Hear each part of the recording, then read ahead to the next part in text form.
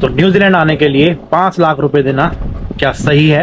क्या यहाँ 2 लाख रुपए महीने की सैलरी मिल सकती है? क्या जॉब के लिए एम्प्लॉयर को पैसे देने चाहिए?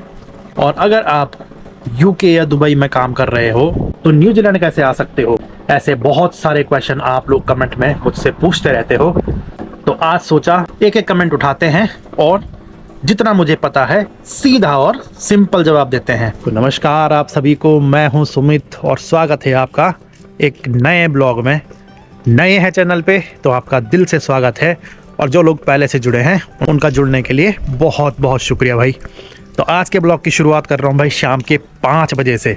सुबह से बहुत ज़्यादा बिजी था, इसलिए शाम के 5 बजे से शुरुआत हो रही है ब्लॉग की। आज करेंगे बात उन कमेंट्स की जो मुझे हमेशा आते रहते हैं।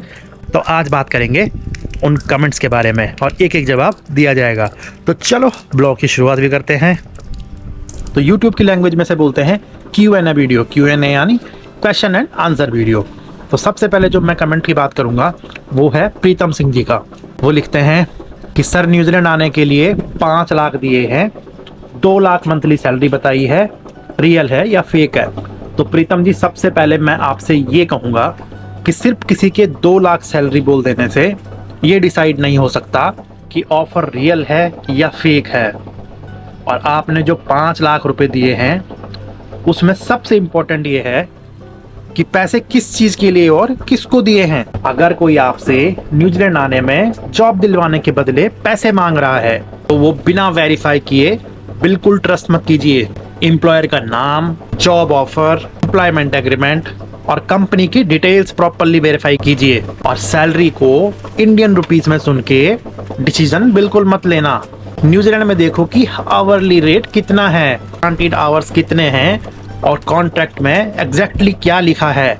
मैं सिर्फ इस कमेंट को देखकर नहीं बोल सकता कि आपका केस रियल है या फेक, लेकिन 5 लाख जैसी अमाउंट इन्वॉल्व है तो आगे और पेमेंट करने की बिल्कुल जरूरत नहीं है। पहले सब कुछ प्रॉपर्ली वेरीफाई जरूर करवा लेना। और दूसरा कमेंट था मेरे बहुत अच्छे मित्र और बहुत अच्छे भाई, उनका मुझे कमेंट आया था।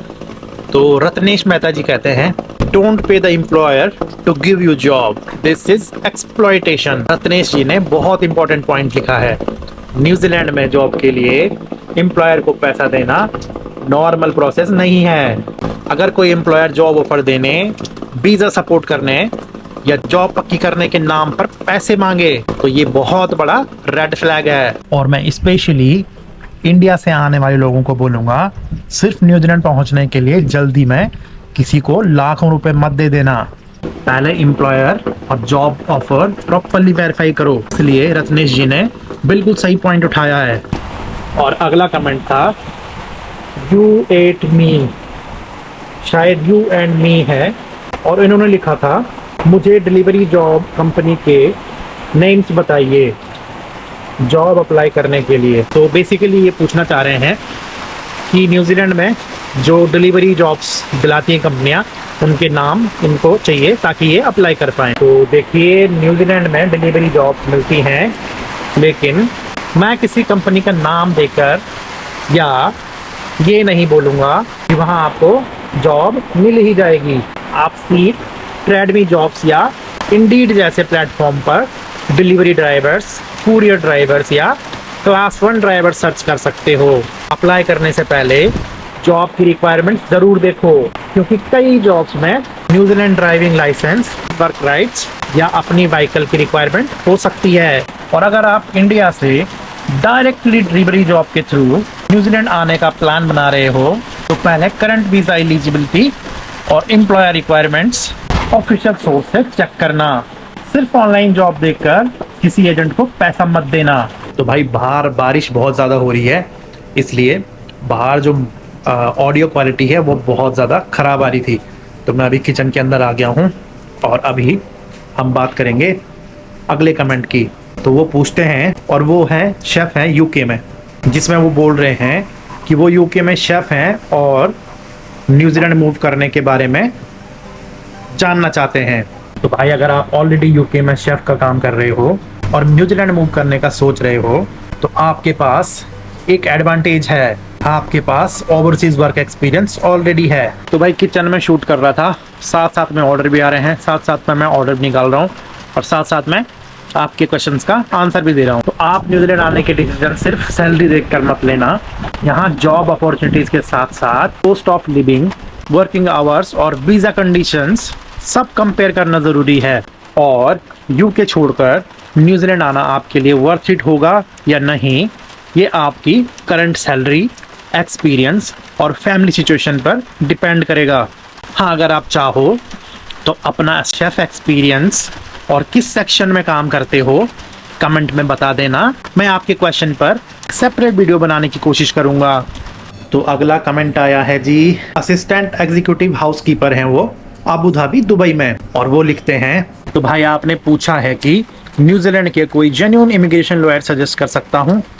मैं पर्सनली किसी को पर्टिकुलर लॉयर या एडवाइजर की गारंटी नहीं दे सकता, लेकिन एक चीज जरूर बोलूंगा, अगर आप न्यूजीलैंड इमिग्रेशन एडवाइस ले रहे हो तो पहले चेक करो कि वो पर्सन लाइसेंस्ड इमिग्रेशन लॉयर है या न्यूजीलैंड लॉयर। किसी व्हाट्सएप नंबर या सोशल मीडिया प्रोफाइल को देखकर पैसे ट्रांसफर मत करना। उनकी डिटेल्स ऑफिशियल रजिस्टर पर वेरीफाई करो, फिर ही आगे बढ़ो। और आप ऑलरेडी अबू धाबी में असिस्टेंट एग्जीक्यूटिव हाउसकीपर हो तो अपना एक्सपीरियंस, क्वालिफिकेशन और टारगेट रोल क्लियरली बनाकर प्रोफेशनल एडवाइस लेना ज्यादा यूजफुल रहेगा। और अगला कमेंट है कि उनका फैमिली बिजनेस है, गोलगप्पा फास्ट फूड बिजनेस है।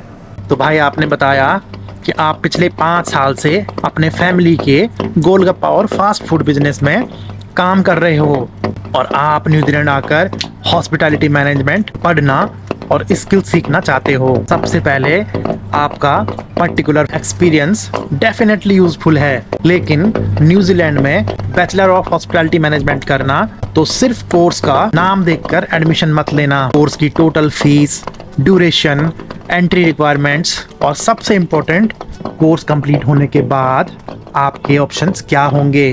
मैं एग्जैक्ट फीस इस वीडियो में नहीं बोलूंगा क्योंकि इंस्टीट्यूट और कोर्स के हिसाब से फीस चेंज होती है।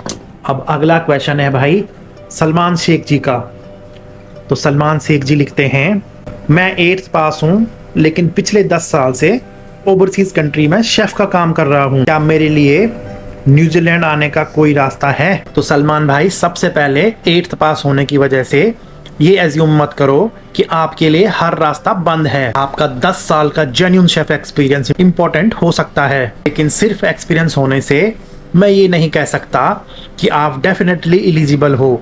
न्यूजीलैंड आने का रूट, एम्प्लॉयर, रोल और उस वक्त के इमिग्रेशन रिक्वायरमेंट्स पर डिपेंड करेगा। आप अपने 10 साल के एक्सपीरियंस के experience letter, contracts, pay slip या जो भी जेन्युइन डॉक्यूमेंट्स अवेलेबल हैं संभाल के रखो और current requirements official immigration New Zealand information से चेक करो। इसलिए आपके लिए ये पॉसिबिलिटीज हो सकती हैं, लेकिन बिना आपका कंप्लीट प्रोफाइल देखे मैं हाँ वीज़ा हो जाएगा नहीं बोलूँगा।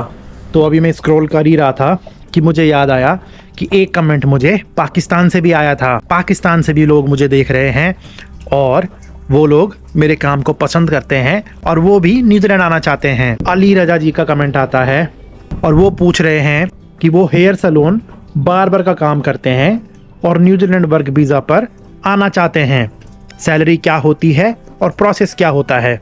तो भाई, सबसे पहले पाकिस्तान से होना अपने आप में ये डिसाइड नहीं करता कि आपको वर्क वीज़ा मिलेगा या नहीं। मेन चीज़ ये है कि आपको न्यूजीलैंड में जेन्युइन जॉब ऑफर मिलता है या नहीं, आपका एक्सपीरियंस क्या है और उस जॉब और वीज़ा की करंट रिक्वायरमेंट्स आप मीट करते हैं या नहीं। सैलरी भी एक फिक्स्ड अमाउंट नहीं होती, एक्सपीरियंस, एम्प्लॉयर, लोकेशन, रोल के हिसाब से चेंज होती हैं। इसलिए मैं बिना करंट जॉब ऑफर देखे कोई सैलरी प्रॉमिस नहीं करूंगा। और एक इम्पॉर्टेंट बात, अगर कोई एजेंट या बंदा आपसे कहे कि पैसे दो, ग्रांटेड न्यूजीलैंड में जॉब या वीज़ा मिलेगा, वो पहले प्रॉपरली वेरीफाई जरूर करना। पाकिस्तान से देखने के लिए आपका बहुत बहुत शुक्रिया भाई, और उम्मीद करता हूँ आपको ये इन्फॉर्मेशन हेल्प करेगी। तो जी, कमेंट तो बहुत सारे हैं, लेकिन मैंने सिर्फ वही कमेंट उठाए जो न्यूजीलैंड में जॉब के लिए हों या जो अपनी इच्छा जताते हैं